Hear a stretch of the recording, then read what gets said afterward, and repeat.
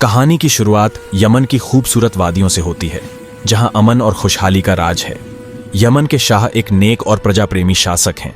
उनका बेटा राजकुमार हातिम एक नेक दिल, बहादुर और कलाओं में माहिर नौजवान है। उसे तलवारबाजी, घुड़सवारी और कविता का शौक है, लेकिन वह आने वाले खतरों से बिल्कुल अनजान है। वह अपने दोस्त कासिम के साथ एक आम राजकुमार का जीवन जी रहा है, जो मजाकिया और वफादार है।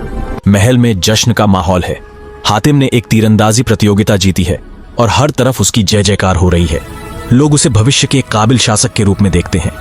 झरगाम की काली दुनिया उधर, दुनिया के दूसरे छोर पर अंधेरे और मायूसी से भरी एक काली दुनिया है।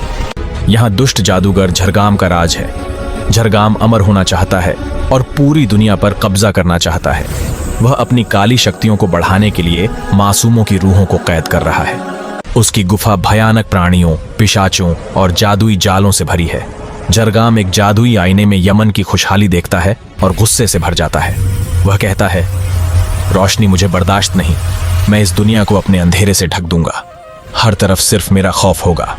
एक पुरानी भविष्यवाणी। यमन के महल के एक पुराने हिस्से में शाही ज्योतिषी एक सदियों पुरानी किताब पढ़ते हुए चिंतित हो जाते हैं। किताब में लिखा है, जब अंधेरे का सम्राट अपनी पूरी ताकत से जागेगा और दुनिया पर कहर बरसाएगा, तब रोशनी का एक दूत जन्म लेगा। वह 7 मुश्किल पहेलियों को सुलझाकर ही उस शैतान का अंत कर पाएगा। ज्योतिषी यह बात शाह को बताते हैं, लेकिन वे इसे महज एक पुरानी कहानी मानकर नजरअंदाज कर देते हैं। उन्हें विश्वास है कि यमन की सरहदों तक कोई बुराई नहीं पहुंच सकती। पहली दस्तक। झरगाम अपनी शक्ति का पहला प्रदर्शन करता है। वह पास के एक छोटे और शांतिपूर्ण राज्य पर्सिया पर हमला करता है। वह वहां के राजा को पत्थर का बना देता है और राजकुमारी जैस्मिन को डराकर भागने पर मजबूर कर देता है। जैस्मिन, जो अपनी बहादुरी और सुंदरता के लिए जानी जाती है, अपने राज्य को बचाने का प्रण लेती है। यह खबर हवा की तरह फैलती है। यमन के दरबार में भी पर्सिया पर हुए हमले की चर्चा होती है। हातिम यह सुनकर बेचैन हो जाता है। वह पहली बार महसूस करता है कि दुनिया में सब कुछ वैसा नहीं है जैसा दिखता है। उसके मन में सवाल उठते हैं, ऐसा कौन कर सकता है और क्यों? रात में हातिम अपने कमरे में बेचैनी से टहल रहा होता है। उसे पर्सिया के निर्दोष लोगों की चीखें सुनाई दे रही हैं। वह कासिम से कहता है, कासिम, मैं महल में आराम से नहीं बैठ सकता जब हमारे पड़ोस में इतना बड़ा जुल्म हो रहा है। उसी समय महल के बाहर एक तेज तूफान आता है और आसमान में एक भयानक चेहरा उभरता है। यह झरगाम का अक्स है, जो पूरी दुनिया को अपनी चुनौती दे रहा है। हातिम और पूरे यमन के लोग उस खौफनाक मंजर को देखकर सहम जाते हैं। हातिम को पहली बार एहसास होता है कि दुनिया एक बहुत बड़े खतरे में है, पर उसे अभी यह नहीं पता कि इस तबाही को रोकने वाला मसीहा कोई और नहीं, बल्कि वो खुद है। उसकी यात्रा अभी शुरू होनी बाकी है। पिछली रात आसमान में झरगाम का भयानक चेहरा देखने के बाद यमन में हर तरफ डर और बेचैनी का माहौल है। लोग सहमे हुए हैं और बाजारों में सिर्फ उसी खौफनाक मंजर की चर्चा हो रही है। यमन के शाह का दरबार लगा है, लेकिन सबके चेहरों पर चिंता की लकीरें हैं। शाह अपने मंत्रियों और सेनापति से इस रहस्यमयी घटना और पर्सिया पर हुए हमले के बारे में बात कर रहे हैं। कोई इसे काला जादू बता रहा है, तो कोई इसे किसी शक्तिशाली दुश्मन की चेतावनी। हातिम दरबार में खामोश खड़ा सब कुछ सुन रहा है। उसका दिल अब महल में नहीं लग रहा। उसका मन बार बार उसे पर्सिया के बेकसूर लोगों की मदद के लिए पुकार रहा है। वह समझ चुका है कि यह कोई मामूली हमला नहीं, बल्कि एक बहुत बड़ी और बुरी ताकत का काम है। दृश्य 2। पिता पुत्र का टकराव। दरबार खत्म होने के बाद हातिम अपने पिता शाह के पास जाता है। अब्बा हुजूर, मैं पर्सिया जाना चाहता हूँ, हातिम ने दृढ़ता से कहा। मैं अपनी आंखों से देखना चाहता हूँ कि वहाँ क्या हुआ है और उन लोगों की मदद करना चाहता हूँ। शाह चौंक जाते हैं। नहीं हातिम, ये बहुत खतरनाक है। हमें नहीं पता कि यह किसकी करतूत है। मैं अपने इकलौते बेटे की जान खतरे में नहीं डाल सकता। हमारी फौज हालात पर नजर रखे हुए है। हातिम कहता है, लेकिन अब्बा हुजूर, जब तक हम कुछ करेंगे तब तक बहुत देर हो जाएगी। एक राजकुमार होने के नाते मेरा फर्ज सिर्फ यमन तक सीमित नहीं है। इंसानियत सबसे बड़ा धर्म है। दोनों के बीच बहस होती है। शाह अपने बेटे की सुरक्षा को लेकर चिंतित हैं और उसे महल से बाहर जाने की इजाजत नहीं देते। हातिम निराश होकर अपने कमरे में लौट आता है, लेकिन उसके दिल में मदद करने का इरादा और भी मजबूत हो जाता है। किस्मत का दरवाजा। उसी रात जब हातिम अपने कमरे में बेचैनी से टहल रहा था, शाही ज्योतिषी चुपके से उसके पास आते हैं। राजकुमार, मुझे पता था कि आप बेचैन होंगे, ज्योतिषी ने धीमी आवाज में कहा। वक्त आ गया है कि आपको सच बताया जाए। ज्योतिषी एक पुरानी धूल भरी किताब खोलते हैं, जिसमें सदियों पुरानी भविष्यवाणी लिखी थी। यह कोई मामूली दुश्मन नहीं है राजकुमार।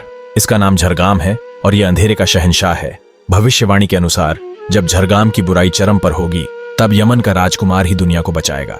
वह राजकुमार आप हैं, हातिम। हातिम हैरान रह जाता है। मैं? लेकिन मैं कैसे? ज्योतिषी बताते हैं, झरगाम को सीधे तौर पर नहीं मारा जा सकता। उसकी शक्ति और उसकी जान 7 अलग अलग पहेलियों में बंद है। आपको उन 7 सवालों के जवाब खोजने होंगे। हर जवाब जरगाम की एक शक्ति को नष्ट कर देगा और आखिरी जवाब उसे हमेशा के लिए खत्म कर देगा। दृश्य 4, पहला सवाल। दृश्य 4, पहला सवाल। हातिम को अपनी जिंदगी का मकसद मिल जाता है। उसे एहसास होता है कि यह सिर्फ एक लड़ाई नहीं बल्कि उसकी किस्मत है। वह ज्योतिषी से पहला सवाल पूछता है। ज्योतिषी कहते हैं, आपकी यात्रा यहीं से शुरू होती है। आपका पहला सवाल है, मैं तुझे देखता हूँ पर तू मुझे नहीं देखता। मैं हमेशा सच बोलता हूँ पर मैं बोल नहीं सकता। बता, मैं कौन हूँ? ये सवाल सुनकर हातिम गहरी सोच में पड़ जाता है। उसे पता है कि इसका जवाब महल में बैठकर नहीं मिलेगा। गुप्त विदाई हातिम फैसला करता है कि वह उसी रात महल छोड़कर अपनी यात्रा पर निकलेगा। वह अपने सबसे वफादार दोस्त कासिम को अपने साथ चलने के लिए कहता है। कासिम बिना कोई सवाल किए अपने दोस्त के साथ जाने के लिए तैयार हो जाता है। आधी रात के अंधेरे में हातिम और कासिम घोड़ों पर सवार होकर चुपचाप महल से निकल जाते हैं। हातिम अपने पिता के लिए एक खत छोड़ जाता है जिसमें लिखा होता है कि वह अपना फर्ज निभाने जा रहा है और जल्द ही वापस लौटेगा। यमन की सीमा पार करके वे एक घने जंगल से गुजर रहे होते हैं। तभी उन्हें किसी के लड़ने की आवाजें सुनाई देती हैं। वे देखते हैं कि कुछ भयानक काले साए जैसे दिखने वाले सिपाही एक लड़की पर हमला कर रहे हैं। वह लड़की बड़ी बहादुरी से उनका मुकाबला कर रही है, लेकिन वे संख्या में ज्यादा हैं। हातिम और कासिम तुरंत मदद के लिए कूद पड़ते हैं। अपनी तलवारबाजी के हुनर से वे उन सिपाहियों को मार भगाते हैं। वह लड़की कोई और नहीं बल्कि पर्सिया की राजकुमारी परिजाद पूजा बनर्जी है। जरगाम के हमले के बाद वह किसी तरह बचकर भाग निकली थी और अब अपने लोगों को बचाने का रास्ता ढूंढ रही थी। परिजाद हातिम का शुक्रिया अदा करती है। जब उसे पता चलता है कि हातिम भी जरगाम के खिलाफ अपनी यात्रा पर निकला है तो वह उसके साथ शामिल होने का फैसला करती है। उसे यकीन हो जाता है कि हातिम ही वह मसीहा है जो सबको बचा सकता है। एपिसोड का अंत। जरगाम अपनी काली गुफा में जादुई आईने में यह सब देख रहा होता है। हातिम को परिजाद के साथ देखकर उसका गुस्सा और बढ़ जाता है। वह गरजता है तो मसीहा अपनी यात्रा पर निकल ही पड़ा। लेकिन यह सफर इतना आसान नहीं होगा। वह अपने हाथ से एक जादुई धुआं छोड़ता है जो जंगल में जाकर एक विशाल और भयानक मकड़ी का रूप ले लेता है। कहानी उस मोड़ पर खत्म होती है जहां हातिम, कासिम और परिजाद अभी एक दूसरे को जान ही रहे होते हैं कि उनके सामने वह विशालकाय मकड़ी रास्ता रोककर खड़ी हो जाती है। ये उनकी यात्रा की पहली चुनौती है। वे तीनों अपनी तलवारें निकाल लेते हैं और उस भयानक जीव का सामना करने के लिए तैयार हो जाते हैं। जंगल में पहली जंग कहानी वहीं से शुरू होती है जहां घने जंगल में हातिम, कासिम और परिजाद का सामना जरगाम की भेजी हुई विशालकाय मकड़ी से होता है। वह मकड़ी किसी आम जानवर जैसी नहीं थी। उसकी 8 आंखें गुस्से से लाल थीं और उसके नुकीले पैर जमीन पर पड़ते ही गड्ढे बना रहे थे। सावधान, हातिम चिल्लाया, यह कोई मामूली जीव नहीं है। इसका हर वार जादुई हो सकता है। परिजाद ने फुर्ती से अपनी दोहरी तलवारें निकाली और मकड़ी के पैरों पर वार करने लगी। कासिम, जो डर के मारे एक पेड़ के पीछे छिप गया था, वहां से पत्थर फेंककर मकड़ी का ध्यान भटकाने की कोशिश करने लगा। हातिम ने स्थिति को समझा। उसने देखा कि मकड़ी का शरीर एक काले जादुई कवच से ढका है जिस पर तलवारों का कोई असर नहीं हो रहा, लेकिन उसकी आंखों में कोई कवच नहीं था। परिजाद, इसके पैरों में उलझाकर रखो। कासिम, पत्थर फेंकते रहो। हातिम ने चिल्लाकर निर्देश दिया और खुद एक ऊंची चट्टान पर चढ़ गया। जैसे ही मकड़ी परिजाद पर हमला करने के लिए घूमी, हातिम चट्टान से उसकी पीठ पर कूद गया। मकड़ी बौखला गई और जोर जोर से हिलने लगी। हातिम किसी तरह खुद को संभालते हुए उसकी गर्दन तक पहुंचा और अपनी पूरी ताकत से तलवार उसकी आंखों में घोंप दी। एक भयानक चीख जंगल में गूंजी और वह जादुई मकड़ी धुएं के एक काले बादल में बदलकर गायब हो गई। तीनों ने राहत की सांस ली। ये उनकी पहली जीत थी और इसने उन्हें एहसास दिला दिया कि उनका दुश्मन कितना शक्तिशाली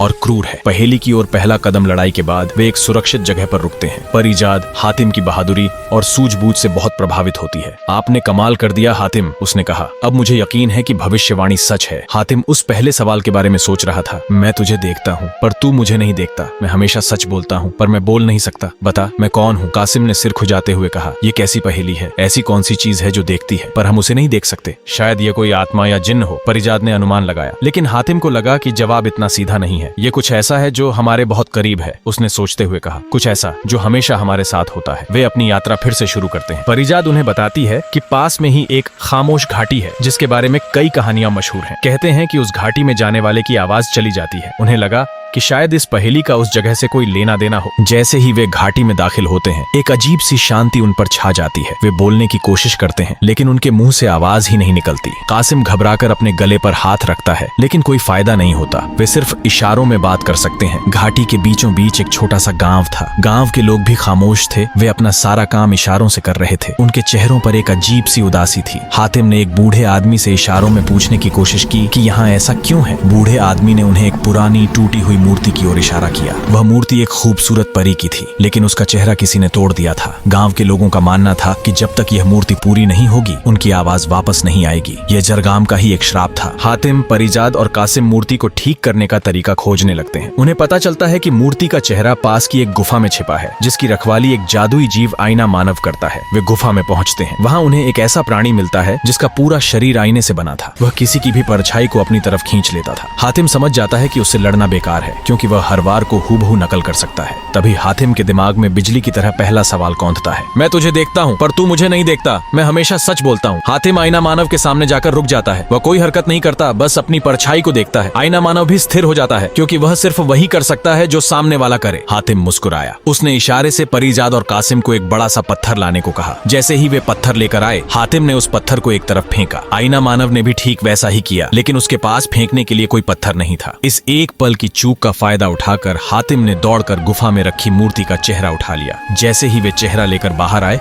और उसे मूर्ति पर लगाया, मूर्ति से एक तेज रोशनी निकली। घाटी में मौजूद सभी लोगों की आवाज वापस आ गई। उसी पल हातिम को अपने पहले सवाल का जवाब मिल गया। वह खुशी से चिल्लाया, आईना, इस सवाल का जवाब है आईना। आईना आपको देखता है, पर आप आईने को नहीं, बल्कि उसमें अपनी परछाई को देखते हैं। आईना हमेशा सच दिखाता है, पर वह बोल नहीं सकता। एपिसोड का अंत। जैसे ही हातिम को जवाब मिलता है, उसके हाथ में मौजूद तलवार चमकने लगती है और उस पर 7 में से एक सितारा रोशन हो जाता है। यह इस बात का संकेत था कि उसने पहली पहेली सुलझा ली है। उधर झरगाम अपनी गुफा में गुस्से से कांप उठता है। नहीं, ये नामुमकिन है। उसने पहला जवाब ढूंढ लिया। वह अपनी पूरी ताकत से एक जादुई तीर बनाता है और उसे हवा में छोड़ देता है। जा और उस मसीहा का दिल निकाल ला। कहानी उस मोड़ पर खत्म होती है जहाँ खामोश घाटी के लोग हातिम की जय जयकार कर रहे होते हैं, लेकिन हातिम को नहीं पता कि एक जानलेवा जादुई तीर बिजली की रफ्तार से उसी की तरफ बढ़ रहा है।